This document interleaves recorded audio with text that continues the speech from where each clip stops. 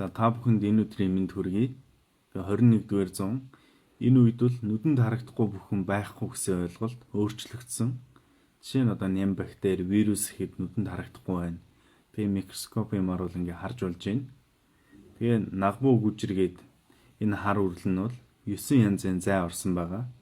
Тэр зайнууд нь бол одоо ням бактерийг одоо хөөх, холдуулах тийм чадaltaй эмийн ургамлууд бол орсон. Тэгээ нэгт бол зайны хүч, хоёрт бяцлаглалын хүч, гуравт бол одоо мандал урхны үүднээс одоо тарин уншаа бүтээж байгаа тарины хүчгээд одоо энэ гурван хүч бүрдсэн ийм үрэл бий болсон байгаа. Тэгээ энэ үрлийг одоо биедээ авч явах, үнэртэх, утах байдаг юм уу? Тэгснээр одоо халдварт өвчнөөс өрчлөн сэргийлнэ. Мөн одоо адтон хорлолын шилтгаанаас бол хамгаална гэд судар номонд бол айлдсан байна. Тэгээ үүний дагуу хандандагчлан хийдийн зүгээс, бусад хийдийн зүгээс бол одоо үн төлбөргүй одоо бүтээгээд хүмүүст бол тараасан.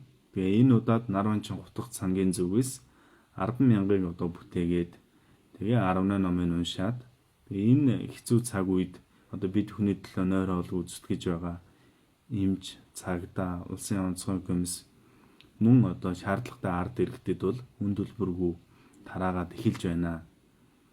Тэгээ үүний зэрэгцээ та бүхэн одоо улсын онцгой комиссоос өгч байгаа заавар зөвлөгөөг ёсчлон биелүүлэх, маскын зүүхийг бол та бүхнээс бас уриалмаар байна. Тэгээ хамаг амтан эрүүл энх байх болтугай.